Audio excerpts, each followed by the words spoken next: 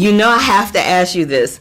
I need to know about this Snoopy situation. Going by the window, I just need to know how y'all made that happen, because that apartment, was that recreated in a soundstage? Yeah, that's from the legendary Dakota apartment building, and they lived on the second floor, which was about 2.5 floors up from the street level, and we built that at a soundstage and did backings outside the windows and built streets, and then the parade was actually added by visual effects. Yeah, that was all visual effects. Oh, really? It was all visual effects. Yeah, and they are amazing. Yeah, they were.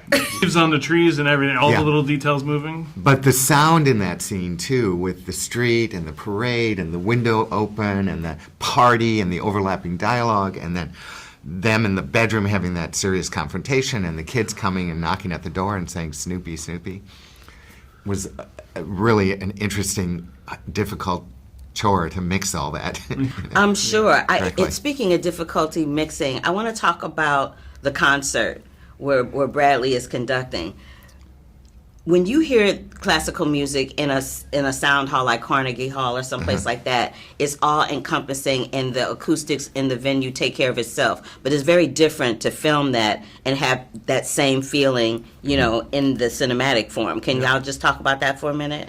Yeah, I mean, I think the idea was always to put the audience in the middle of the orchestra, and so in preparing to record all that live, because he conducted it, at the Ely Cathedral, anything you see on camera that's being played or sung was all done on set, and we took a lot of care and attention to make sure it was recorded in Dolby Atmos, because we've all heard orchestras on the radio and on TV, and we just wanted it to be a fully immersive experience for the audience, so that you could really feel the emotion of what the character's feeling.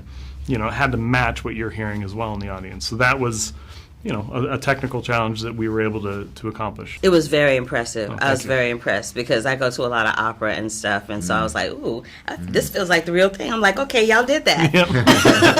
I also want to talk about, from a costume and production design perspective, how much research material in terms of photographs of the actual properties and the clothing that Felicia wore were you able to reference from? And I know from Jamie that you guys actually used the house, the real house. It's a well-documented life.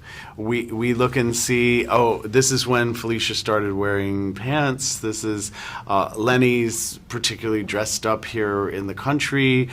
This is his turtleneck period, and then you pick and choose and place those things where it's telling a story time-wise.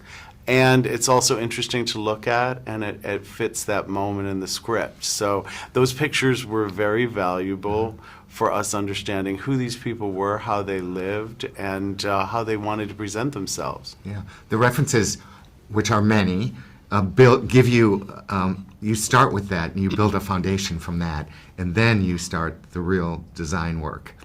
You begin to understand the intimacy of their life, and then you can go do your job. Oh, it's and fascinating. bring that to it. You guys did a wonderful, wonderful, wonderful job. Last but not least, I'd like to know from each of you, when was the first time you heard about Leonard Bernstein?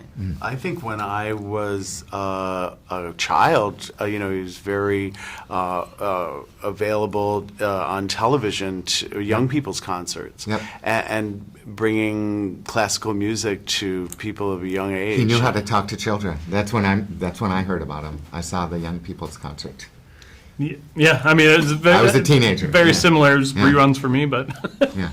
But yeah, I'm the oldest. I got to see him. I saw them live. Well, thank y'all for ingratiating my questions and answering them with such enthusiasm and joy. Pleasure. I appreciate you. Oh, thank you. All right, Thank you. bye.